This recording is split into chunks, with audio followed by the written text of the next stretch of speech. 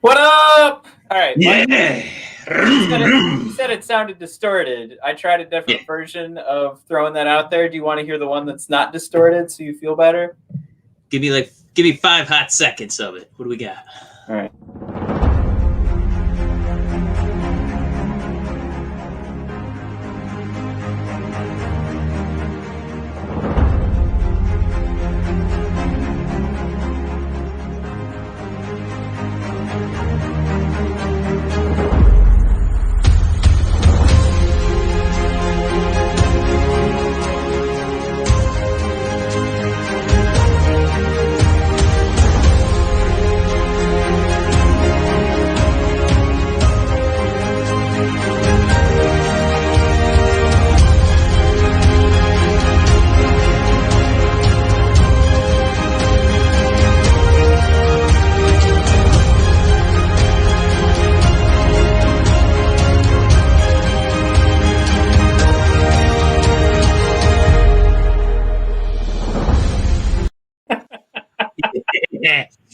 Yeah. Now I'm amped.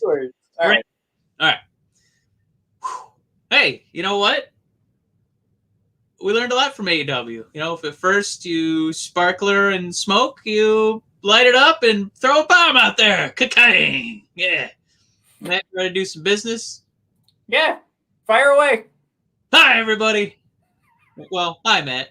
Hi. Everybody else, welcome to a thundering, cavity searching, chest slapping, woo, vroom, vroom, vrooming, into Fast Lane episode of the Brothers of Discussion. Yeah, we're going to get your tires changed and fluids filled for the best WWE Network pay-per-view ever. I'm going to miss you, WWE Network.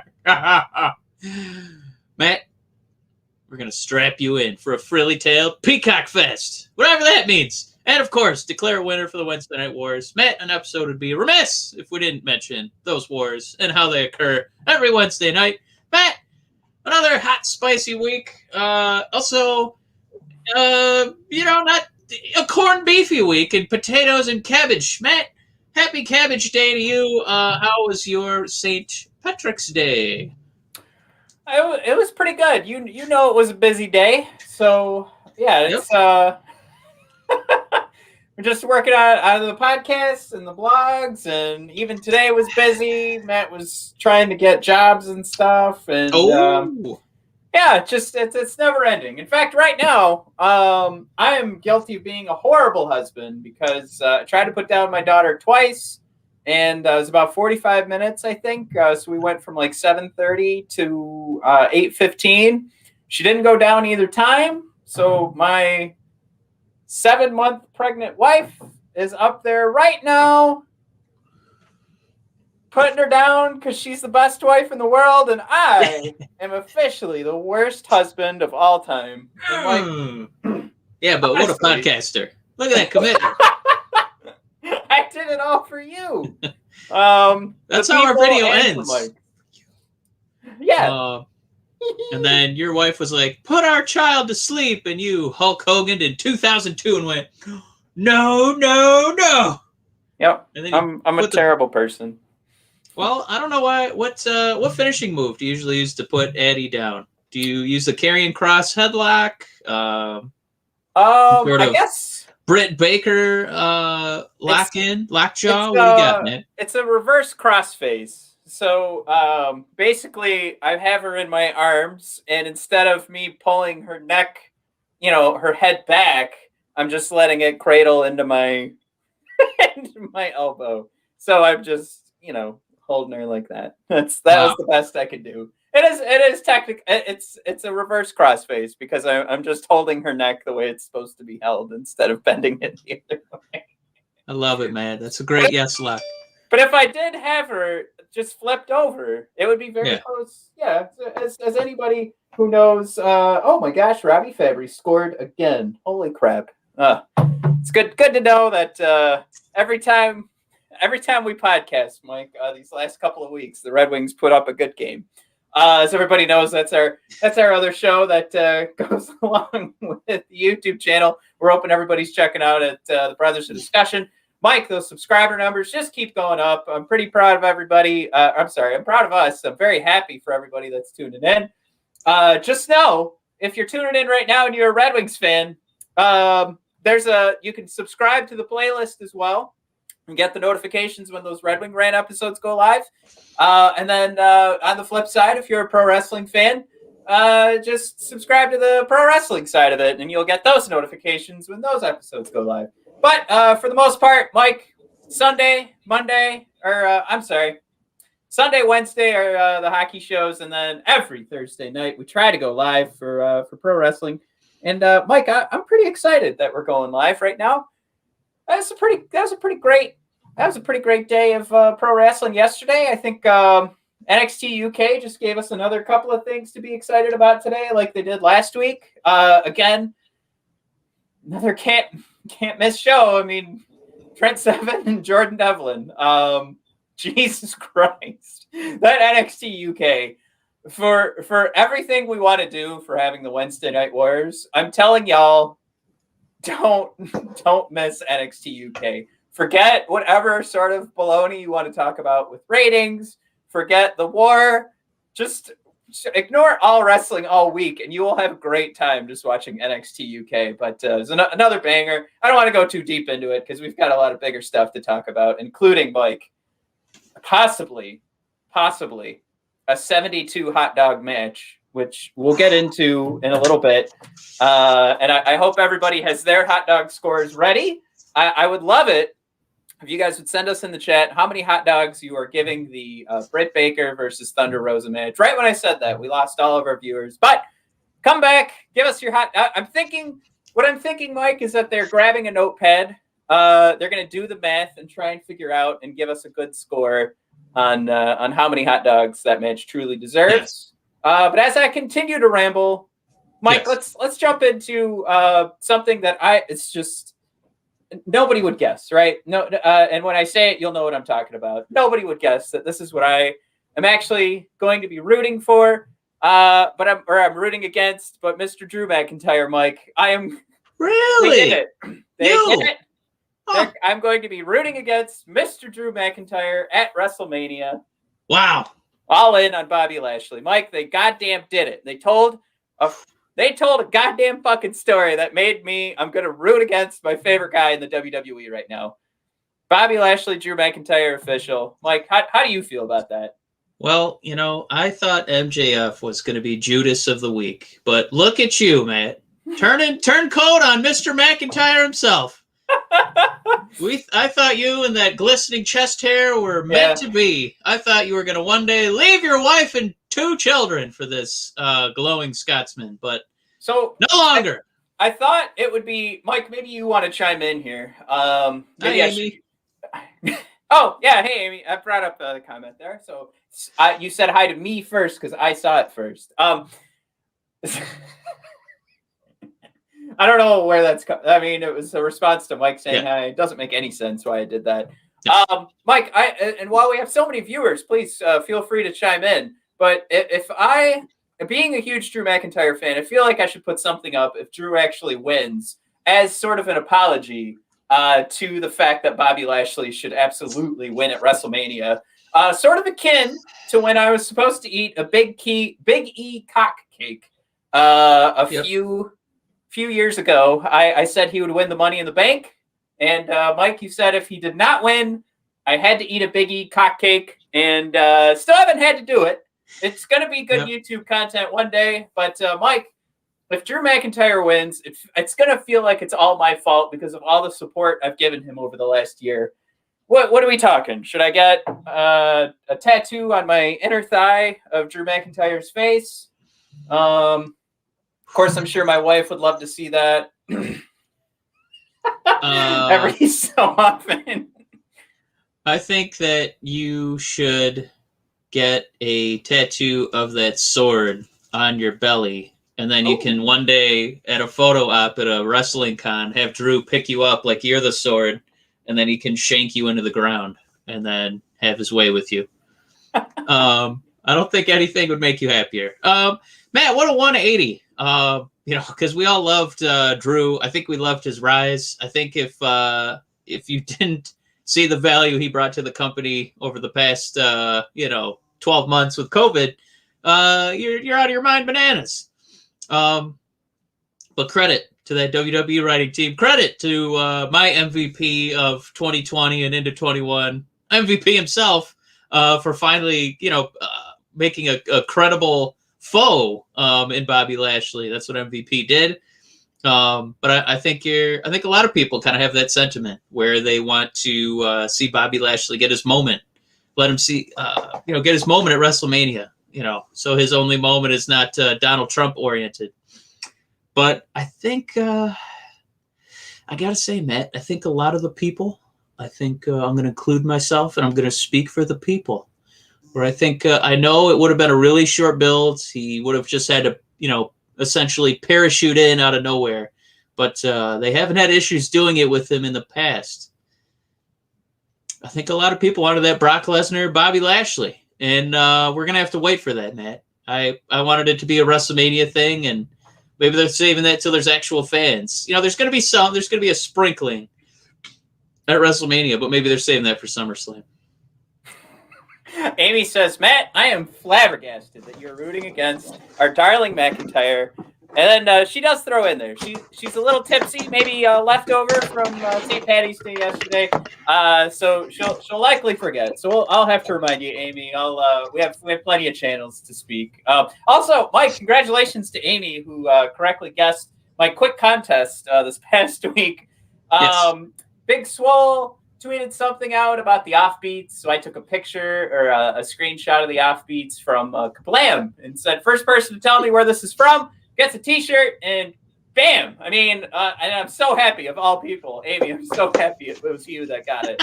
I if there's anybody I love sending free stuff to, it's 1,000% Amy. For everybody else that's listening, I'm sorry, you come second to Amy. It's just how it works. So that's on the way. Also, hey, good reason to always follow along to @BOD Podcast, right? Matt was just feeling generous. He threw one out there. Mike, moving on, I think we'll just leave that. We have a few weeks before WrestleMania. If anybody comes up with a good idea for what Matt has to do to apologize if Drew McIntyre wins, I think there's a pretty good chance I'm not going to have to do anything. But if he does, again, we'll figure something out and throw out your ideas. Mike, Peacock Fest? The Frilly Peacock Fest, it's about to begin. Matt, I think you've already kind of sampled a little bit of that. You put your toe in the old peacock pond, and it doesn't sound like you hated it. Matt,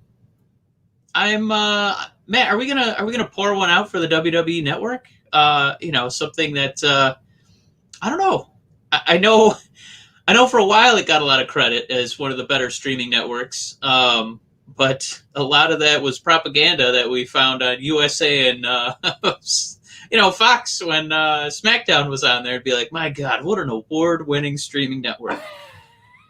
I didn't know there was a streaming network award show. Was that hosted by Martin Short? I don't remember that happening, man.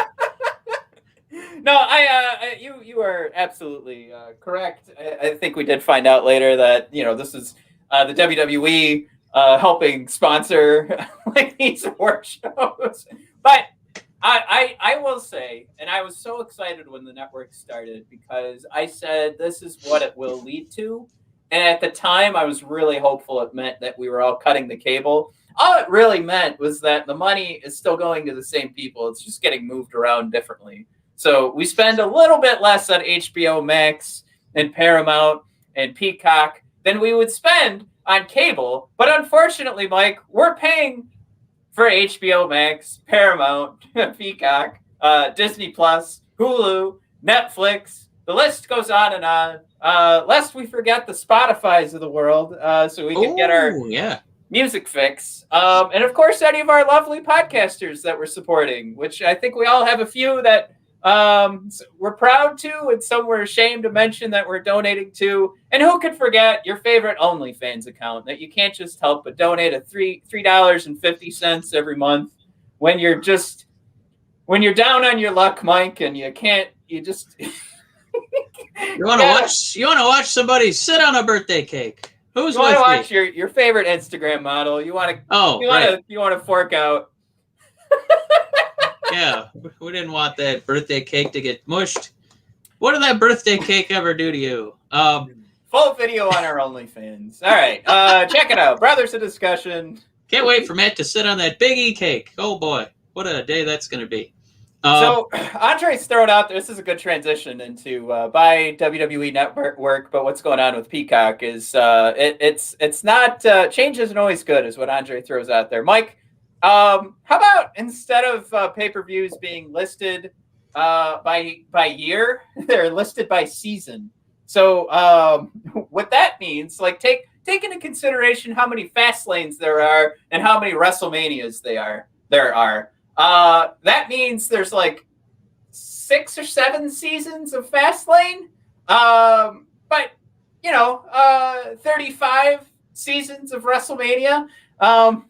It's just but how many seasons of Great Balls of Fire can I stream? That's my question. Exactly. So it's a little confusing to figure out what the hell's going on.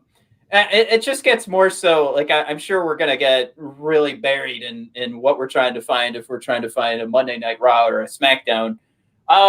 So it's that kind of thing is bugging me.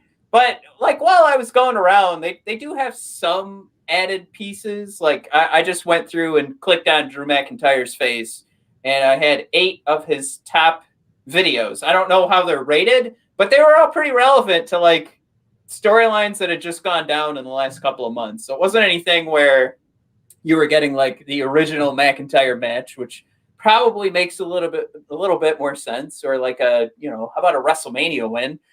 But it's at least trying to get you caught up with all the faces that you're seeing. So anybody that has a Peacock subscription and they want to get to know the guy that's on right now, you're getting all of the most recent storylines. So there's Fastlane stuff for Sheamus. There's reasons that the Bobby Lashley storyline is important. And then there's the, finishing off the story with Randy Orton too is mixed in there. So some parts of it, like if you dig, you can find the positives, but this is going to take some getting used to, as Andre threw out there. I think even Peacock was worried about that because they were already throwing out like, well, hey, the whole catalog's not going to be here. Hold up, just hold your horses. Like this is way different than Peacock going, here's Parks and Rec, right? Yeah, we've got your 20 episodes a season. You've got 6 or 7 seasons. Boom, it's up.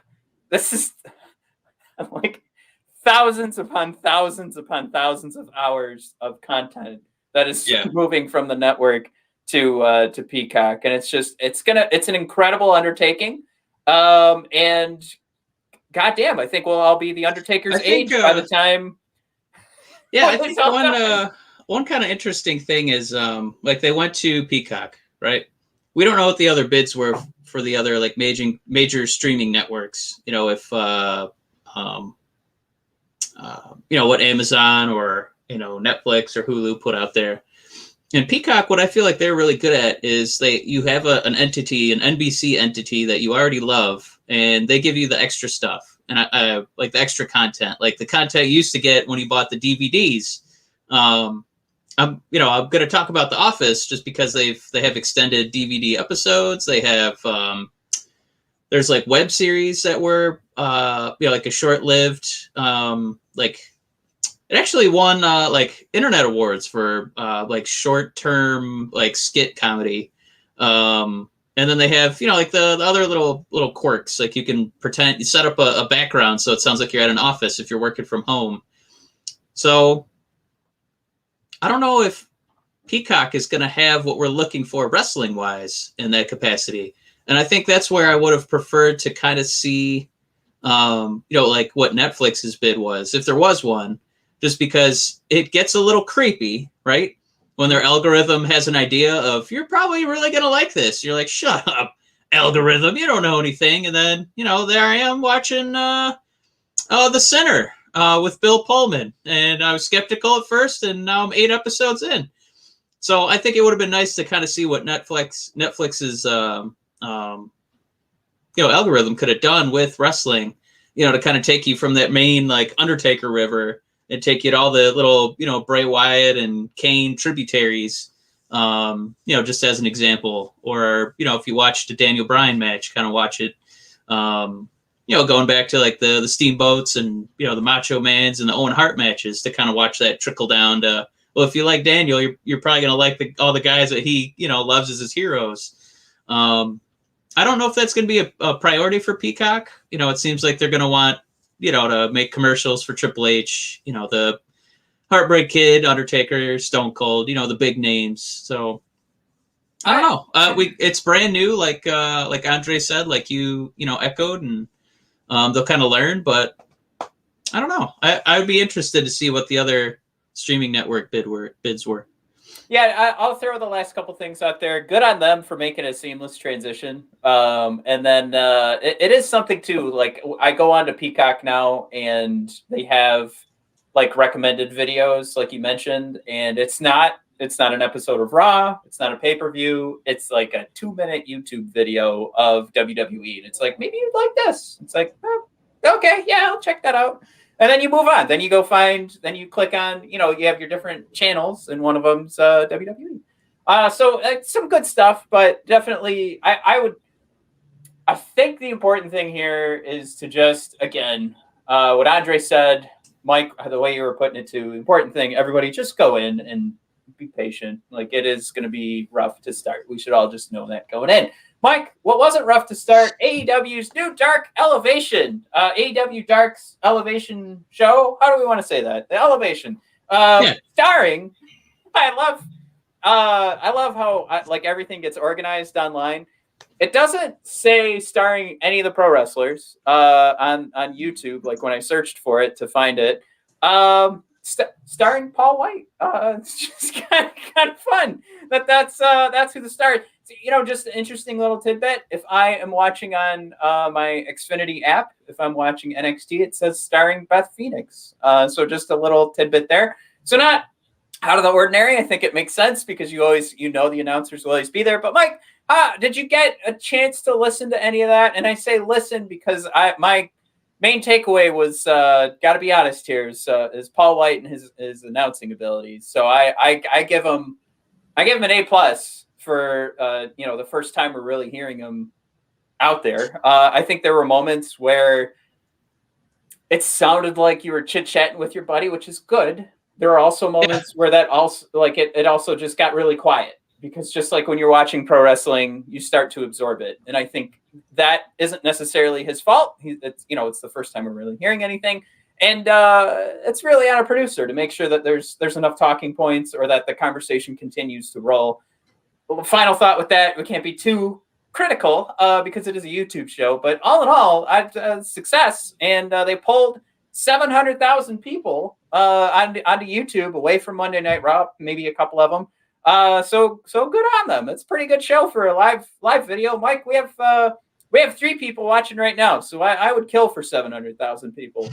I shouldn't put this online, but no, we've given AEW a lot of grief before the tournament to see who's gonna be the number 1 contender for Hikaru Shida, and at least at the onset, it kind of looks like they're trying to do a better job of featuring the women's division here.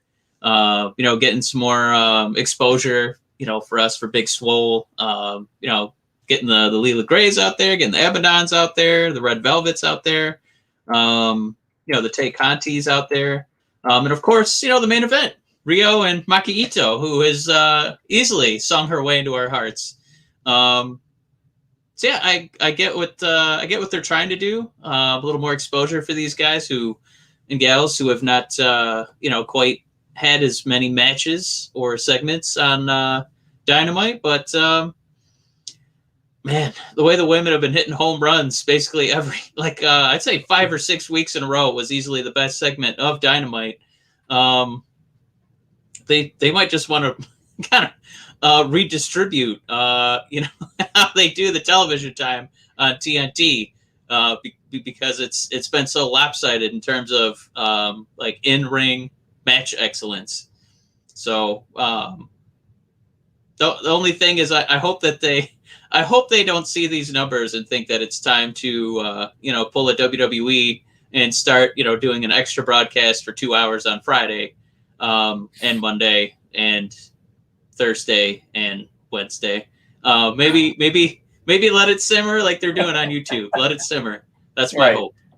I think long story short, I like that it's being tried. I think it's something that I think we'd all be on board to get more free wrestling. Kind of free if you want to just pull it that way. But yeah, all in all, it's free. So we're not going to be too critical. No. The show, super watchable.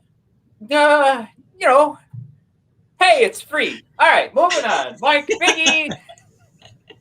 Biggie had the promo of his career easily. I want to see if I can find this and cue it up. Mike, I hope you did get a chance to watch it. I know you and I are always flip-flopping on who's going to be watching SmackDown. Mike, there was a tear in his eye. Like it was something that he spoke with so much passion to destroy Apollo Crews that it got to him emotionally, and it just, you felt it through the screen. You could walk up to the screen, Mike, and put your hands up. You weren't just feeling the warmth of the glow, Mike. You were feeling the passion. Maybe his pecs, but a lot of passion coming from Big E. And it was one of those things that I was a little mad that some of the responses that we got, reposting it, were actually reflective, or they bounced. It was something where they were bouncing away from how passionate and how great it was because he used to throw pancakes. Mike, if you, not you, but in general, if there's a human who has that issue with making the adjustment, turning around and seeing that a human has different layers inside of them, you've really got to reanalyze what you're doing watching pro wrestling, because every human being has a ton of layers. If we can't allow Big E to deliver the promo of his life and something that's really going to, I think we can all agree, this Apollo Crews Big E finish is probably going to be amazing. If we can't allow Big E to be serious, then what are we doing? What are we watching this for? Everybody's got to stay in one lane is ridiculous, because we don't expect the people in our lives to do that. Why in God's name would you ever expect that out of your pro wrestlers? It makes me sad that we actually had to deal with that. But Mike, you're scaring me right now. No, the Rock used to come out and he looked like Michael Scott, fresh from Sandals, Jamaica.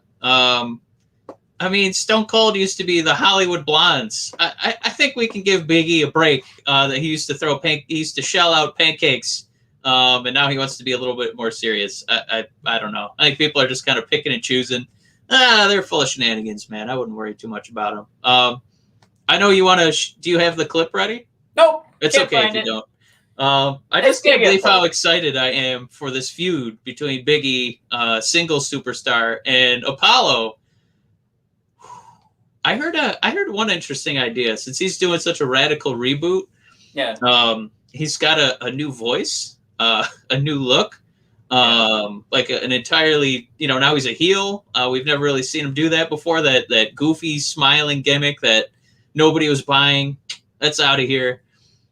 Matt, would you have, in this instance, we know WWE likes cutting people's names in half. Was this the time to maybe give him a new name too? I think that's better served for guys that are like taking extended periods away. I think that's where I'm gonna save those decisions. I don't know. I don't like changing anybody's name, so I it would be more or less like asking, do I think the WWE should have done it? Even though I'm always against it, and I guess it could have made. I'm not. It's not. Jeez, I just feel it's like so they hard could for have me to really answer jumped if because he's going to double I still hate down. it. If he's going to double down on the Nigerian roots story, I just think this could have been his, Cassius Clay, Muhammad Ali moment, and Yeah. he could have really embraced it. It's not like it's too late now; they could still find some way to do it, but I don't know that. I think that new identity has grown on me. I think it's starting to grow on the community, and I think if you're gonna, just totally pull the trigger on this one, maybe do it. Maybe just go all in on it because we know what Apollo Crews is from. And Matt's got the clip ready. Hit us, Matt. All right. Before Let me we know get pulled down from WWE. Right. Let me know. Now it's on. All right. So that was that. That's restarting. So I apologize there. But oh my God, it's just like I want to cry with Big E. Like you got the emotion and just the feverish like power in each word. Like when he's just like it's like he's got the thought and he wants it to, like in his head. He's just thinking of like melting or disintegrating Apollo Crews into dust, and it's having trouble coming out of his mouth. So he just pushes it all out. It's just and another like powerful throw of words at Apollo. It's just oh God, it's such a great promo. I think I've watched that promo probably 20 times. Mike, when we come back at the end of the year, I guarantee this is going to be on our list of top promos of the year. Like this is easily. He's for so long had to channel all his efforts and energies into comedy, and we know that he had that upbringing where he was around preachers. That's something he brought up on his podcast. So for them to give him the green light to be like, you can use that, rechannel it. Get yourself over, get this match over, get the feud over. And you don't have to tell jokes. And it's such a 100% success. And it's almost like, man, we could have been doing this the whole time. This guy could have been running the company. And we're getting little snippets, we're getting teases. And I think it really just means, woo, we're in for something in the future. Let me tell you. Yeah, I mean, we could also be seeing another guy that's not long for this WWE world. Depends on how much he loves pro wrestling over, hey, let's make some moolah. Like I'm putting that out there. I'm putting that video out there, and I'm getting me an Edge, post wrestling career, getting ready to go. No reason. I think a lot of these wrestlers get shit for that. No, go get that money. Like, think about what Edge has done in a couple of years here. He gets to go right back into being in Viking TV shows and making money. So I'm not saying, obviously Edge was actually hurt, but he has quite a fallback when he's done here, which is fantastic. Yeah, I mean, Biggie, he's, I know he's just producing his own stuff with that kind of like. Oh my God. What he's doing to actually bring Black education to schools, like Black history and actual Black history, is incredible. Like everything Big E is doing, if it's about us just selfishly enjoying his work or him teaching the world proper Black history, oh my God, this guy's a fucking hero. I just like I can't. Oh yeah, and that's why, Mike. That's why I was willing to eat a cake in the shape. Oh my God. Big E. Yeah, I'm really excited for that. I'm really excited for that cartoon to come out. That's going to be really great. Let's just knock out a few more of these nuggies, and then we'll get into the wars. We still got to do Fastlane, man. Inside of an hour. Here we go. Braun got slimed. Jesus Christ. There's the end of his career. Matt, is WWE switching to Paramount Plus already? I don't understand like what who's getting anything out of this. And Mike, we were supposed to rank the Shane McMahon feuds. I couldn't stomach it. Yeah, we still have that queued up maybe for pre-WrestleMania. I just they might all be getting similar scores. So let me put that out there. Mike, we also have Eric Bischoff announced as part of the Hall of Fame class of 2021. This is my favorite time of year, Mike. I bring it up every year for the show to remind everybody how little this matters. It's just to get more ad revenue for the WWE. It is the most useless Hall of Fame in all of sport. What's puzzling about it? The last time we saw Eric Bischoff on TV, he was on AEW. Yeah. So I don't know if he's going to be there for the Hall of Fame ceremony. He might have a prior commitment with All Elite Wrestling. And as more of these guys jump ship, I don't know what they're going to do when it's time to induct old Goldust into the WWE Hall of Fame. What if they wanted the Big Show in the Hall of Fame? I don't know what they're going to do, man. Yeah, I'll just throw out there. Maybe this is a sign of, like, maybe it's going to mean a little bit less. Like, maybe we can start to create a cohesive family of pro wrestling. Like, all pro wrestlers are a family. All of these creators are family. So we don't have to. It doesn't always have to be the bashing of skulls. So maybe it's that. But honestly, I just see it as another chess move. I just see it as another, hey, we're going to sign Eric Bischoff as a legend, so you can't have him on your show anymore. That's what instantly popped in my head. So that's sad that pops into my head. That's not what I want. What I want is Eric Bischoff to go make money wherever he wants, just like I want Big E to go have a fantastic acting career. Like, I just want the best for these guys. And I don't think it's the worst for him to get locked into a single contract, but it might be less fun. So, all right. Mike, is it about time? Oh, hell yeah. Let's get into those Wednesday Night Wars from August 19th, 2020. All right. One of these days, I'm going to update that video. Just update it to August 20th, 2020. I'm going to update it to no date. Or that. So then it'll be easier to manage. Mike, I think since we are declaring a match of the year candidate on your show, the one that you primarily watch, because as you know, Mike, I take the time to make sure I watch AEW. I watched NXT this week. I was you did? Oh, cool. All right. I was gonna give you. That's why I knew AEW was the winner. I'm like, man, NXT should never win. What the hell's going? All right, Matt, let's hear it. Moment number 3 from Next Extra Time Wrestling came in second place out of 2 shows. Matt, what do you got?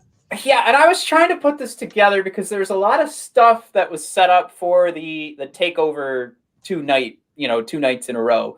At first I was like, this feels like Spider-Man Far From Home, where we wrapped up the MCU universe post Endgame, and I was like, no, that was actually when like Adam Cole lost. Like, that was that. So I don't even know what to dub this, but it's just the creation of all the storylines heading into TakeOver. So it was a kind of weak show, but you still got some amazing wrestling, which brings us to number 3. And I'm still, as an amazing wrestling match, I'm still going to call it a little confusing, was Dexter Lumis and Austin Theory. So it's confusing because Austin Theory is a member of the Way, and they wanted him to prevail, and specifically Johnny Gargano and Candice LeRae, without them there.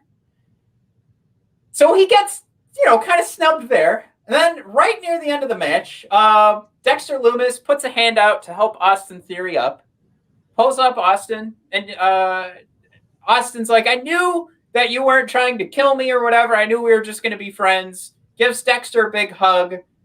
Dexter, finisher, hold, match over. I don't know what are we supposed to get out of that storyline-wise. I'm happy Dexter won. Austin looks like there's no real direction with his story. The Way, like, it just feels like we're all we did was prolong the existence of the Way, and we just know that Austin has nobody he can trust. And that kind of sucks because he proved in that match against Dexter that he's fantastic. The selling he did, actually eyes rolling in the back of his head to sell the finisher from Dexter was fantastic. Yeah, we don't see that very often, Mike. So kudos to Austin, and just, from bell to bell. it was a fantastic match from both of those fellas. So that's my number 3 moment for NXT. Just could have been higher if it wasn't so confusing as to why, like, what's in this for Austin Theory, just getting shellacked from every angle. Mike, number 3 for AEW. I can't not include this in the list because these two guys are having the time of their life. They feuded over the AEW championship. They floated around other promotions, floated around the Impact Zones to the Japans, the WWEs, and now Moxley and Kingston are together. And it looks like they realized that this is going to be a short-term relationship because they are just embracing every second of it. Their promos where they're just bouncing jokes off each other, calling Luke Gallows Forky from Toy Story 4, making fun of the too sweet gesture. Eddie Kingston couldn't even bother to put his whole hand up. He just did kind of a boop onto Moxley. And then they got hammered in the match. It's a much better story if, they have a mountain to climb. And so the Good Brothers got the jump on them. Then they outnumbered Mox and Kingston. And at the end, after all the dust had settled and, of course, the beatdown from the villains after Omega jumped in to help the Good Brothers, Kingston was just beside himself, like an afternoon soap. Get me in the ring. Where's Mox? Where's Mox? Get me next to him. I got to be next to him. And it was sweet, and it was sweet to see the love between these two men. But, he's also trying to be protective of his friend because he knows how much, trouble the Good Brothers have brought upon him. So it was a really sweet, tender moment in an episode of pro wrestling, Matt. So that's my moment number 3 was the man love between these two. Matt, moment number 2. Did it have any man love like Eddie, the Mad King, and John Moxley? Depends on if you think Walter was trying to go for a handshake before he destroyed Ciampa with his hand. I don't know if it was just a miscalculation, but no, Mike, I am obviously talking about Walter making his presence known. He's ready to go up against Tommaso Ciampa, and to go along with this is another incredible match from Ciampa, and he went up against Marcel Bartel. He's trying to take out every member of Imperium with Thatcher by his side. Mike, this story just got sent to the moon. Walter making his presence known over in NXT, and we know that NXT UK has a championship match figured in. We just saw that today on NXT UK, the actual program. So I don't know if that's going to be pre-taped or one of these isn't going to be live, which I don't have the biggest problem with, but it is going to be an incredible week for Walter because we know he just turns in like match of the year after match of the year. And to know that I got to see Ciampa and Bartel go at it and then see Walter, to give that entrance that he gave very similar to when he first arrived in NXT UK, just the slow plotting sounds of that entrance theme, which is it's that Jupiter. God, I can't remember what the name of that song. Anyways, it's the song that inspired the Jaws theme. But he comes out, gives that, just at the top of the entrance ramp, just standing there, and that silhouette is just so. I don't know. It's got to be terrifying, if we're gonna play kayfabe for a second. And every time you see it, it's so cool. It's like seeing the bat signal kind of thing, because he has such a his structure, his body is so unique in particular. Like it's just that's Walter every time. But yeah, to know that this is going to turn into a takeover match, it just makes it that much more fun. So, Mike, you're number 2 for AEW this week. This was a segment that had a lot of moving pieces. There was 5 different parties that had something going on. So it wasn't a wrestling match. It was just AEW kind of showing the chess pieces as they set up this board for the TNT Television Championship, whatever they want to call it. But Darby came out, and he's willing to offer up a chance. He's tired of having to feud with FTW and Taz and friends. So he wants to start defending the title every week. He wants to have, kind of the Giant Cena U.S. Open challenge. Bring that back. Something Cody emulated when he had the title. So, he offered anybody in the Dark Order. John Silver, of course, wants to jump up and, do it. He, in full holiday spirit, came out like a little leprechaun with his little green hat, and he was really excited to fight Darby. But the Murder Hawk didn't like that, Matt. He came out and said his piece. He wants a part of this title. And Matt, maybe line of the week. When last week we got Kenny Omega saying, 69 me, Don, 69 me. This week, in a similar echo of schlong angled humor, I don't think that Jake the Snake Roberts was technically making a genitalia joke. I think he was just ready for lunch, because he called Darby Allin a hot dog and then ended his promo by calling Mr. Allen a little weenie boy. There's just something about that 10 smokes a day, growly, gritty voice calling somebody else a weenie boy. You're a little weenie boy. The smoke really added to it. And I didn't even mention the biggest part of this moving, juggling the plates segment. Brian Cage came out with Taz and friends. And Taz came out to do his usual spiel against Darby Allin and Sting and Tony Schiavone. And Brian Cage took the stick and said, Sting, Ricky Starks is wrong. You don't need a bet. You are still the icon. And he shook Sting's hand and basically blew up FTW. So it's pretty shocking stuff. And, like I say every week when I run my list of AEW's best, they set this stuff up where it's got to pique your interest night of, and then get the gears going on. Man, what's going to happen next week? What's this implicate for, the next episode of Dynamite? And so now we're going to see what happens with Brian. Is he going to break away from Taz and buddies? And, Darby and John Silver coming up,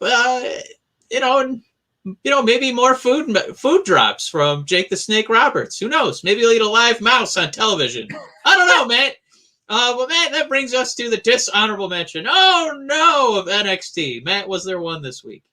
Yeah, and it's going to work together with my number one moment. Is Io Shirai picks Raquel Gonzalez as her opponent, hands her over a contract that just needs a signature on it, and I thought there could have been more to it. It looks like they're going to wrap some stuff into this later, but the only thing we really got from it was just Io walking up to Dakota Kai and then walking around her, pretty much just saying, just kind of Larry Davided her. Yeah, it's not you. You're not getting this. But that does bring us into our number one moment, which was, I think, Mike, we're seeing a whole new superstar standing out for this women's division is Zoe Stark. We've brought her up now 3 weeks. This is the third week in a row.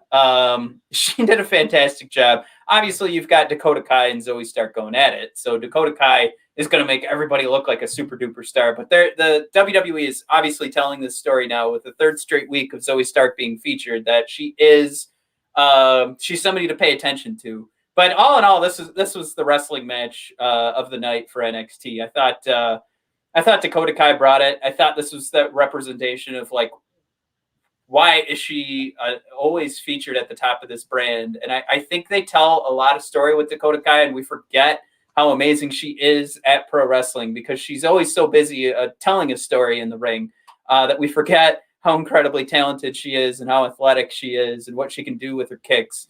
And this was a great showcase of exactly what she does with those kicks, with the Coda kick, taking out Zoe at the end there. So A+ to this match, A+ to the wrestling, and A+ to Zoe, who's continuing to stand out week after week. So, Mike, your dishonorable mention for AEW. Whew, a dishonorable mention. It's just because there was so much on the line. I think we all had our expectations sky high, brother. It was MJF and friends. They have a group name. Matt, get ready for Pinnacle. I don't know. Maybe it's just because we grew up with our father and he would save all the Titleist golf balls for himself, and we got to use the Pinnacle ones. So we always kind of looked down on Pinnacle, but MJF, he set the bar so high with his promos, and this was just kind of like, here's the War Machine, he's Wardlow. Oh, there's Sean S.S. Spears. Oh man, he's the chairman, he's gonna hit you with a chair. And it was just kind of like, MJF, you've done so many great ones. This was just not up there. And Pinnacle, I would have workshopped that one a little bit more, but that's okay, man. None of that matters. Because moment of maybe the year, maybe one of the top 10 moments in women's wrestling was on a free episode of AEW Dynamite, because Thunder Rosa and Britt Baker had a bloody, gory gladiator duel to the death.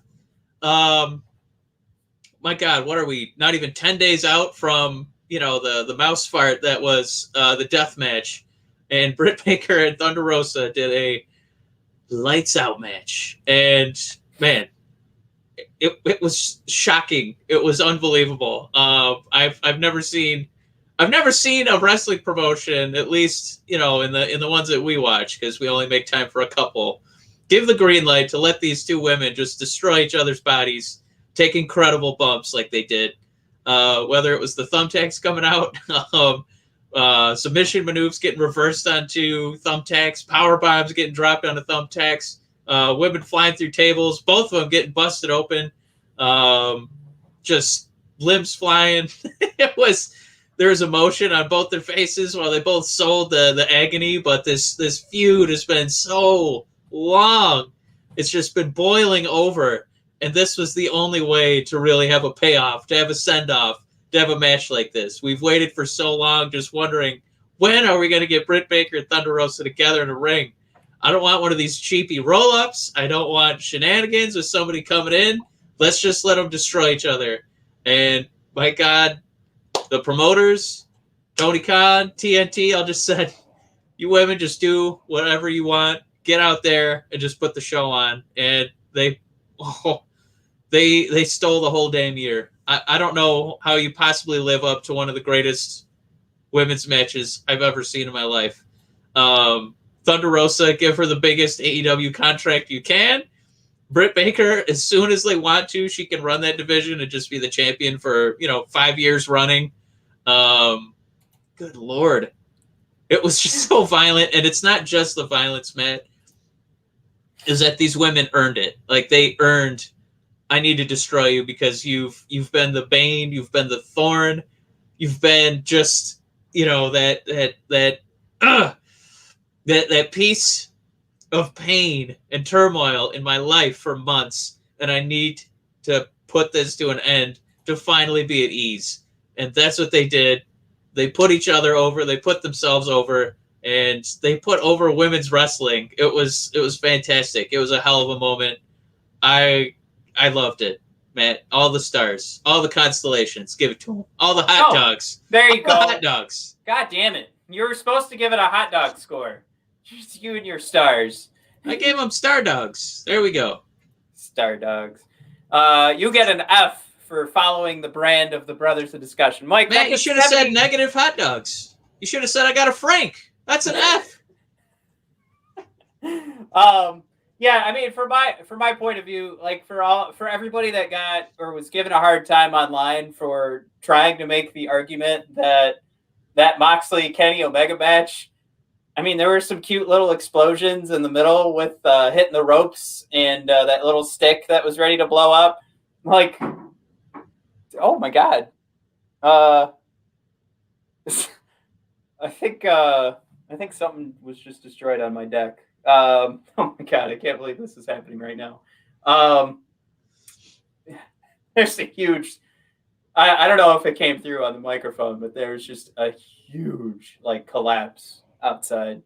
Oh my God. Well, Jesus Christ. I don't want to go outside and find out what just happened. Oh no, I know what it was. Oh Jesus, we just bought a new heater. Oh man, I bet that's what toppled over. It's so windy in Michigan right now. This is such a bummer. It's one of those. It's got the heat shield on top. So what happened just now is probably it fell on the heat shield.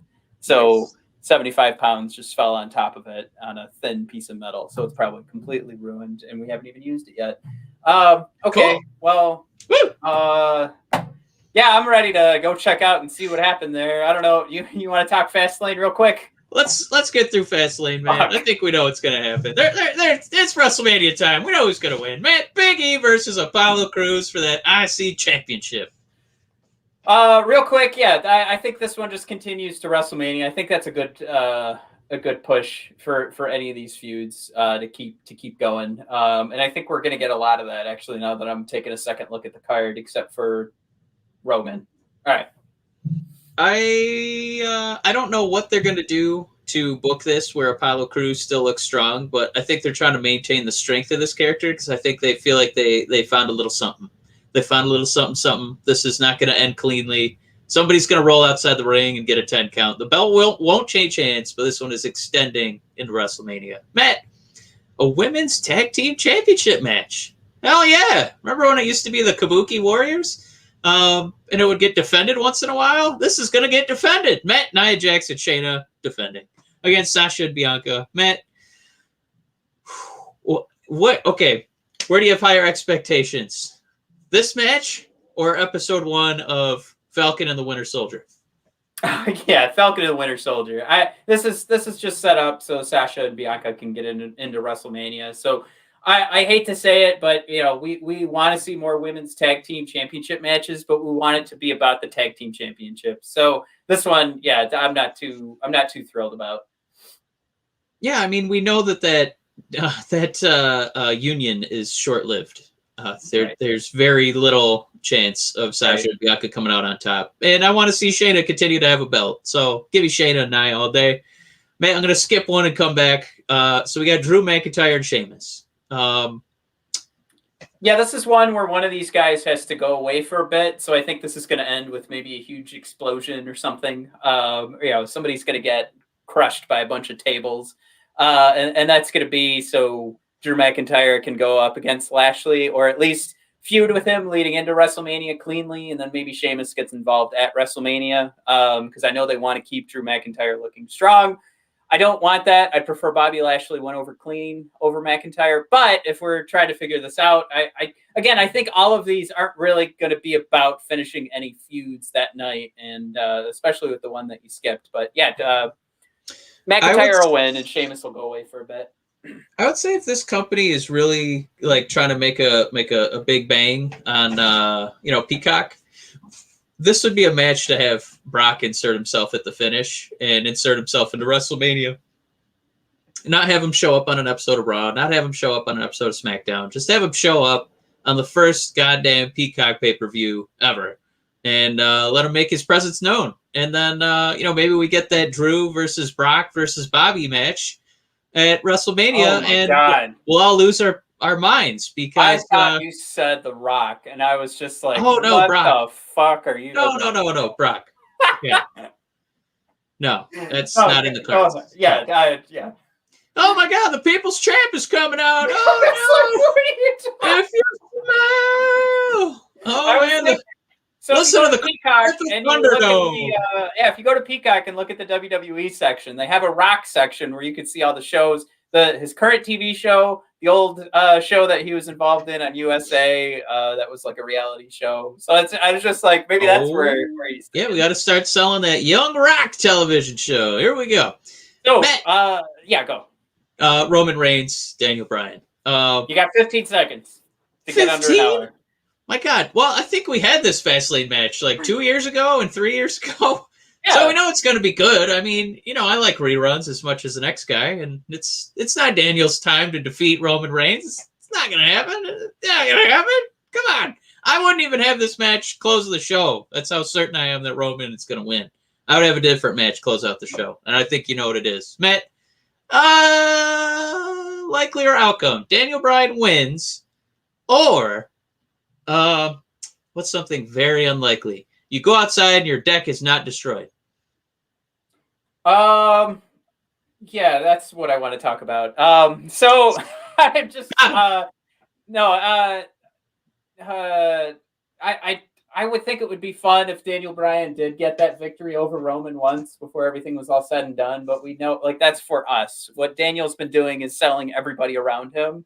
So Yes. Absolutely, Roman's going over. And of course, the last match that we're going to discuss here is Randy Orton and Alexa Bliss, which won't even have. We know it's not going to have any fighting in it. And Xavier Woods was talking about his match with Mia Yim on Twitter that he's still dying for. So we all know that's are. not going to happen. Randy isn't throwing a punch at Alexa. I don't think, just because of the WWE's decision.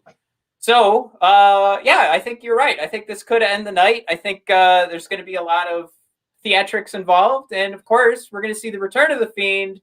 And for all the different conversations we've had about the Fiend doing his tour around the WWE to get revenge, this would be it. This would be where he gets his WrestleMania revenge, and the Fiend has a 2-year win streak at WrestleMania, taking down John Cena and Randy Orton, the two most decorated of the modern era. What a resume for Bray Wyatt, knocking those two out after we were so nervous about where his career was going. I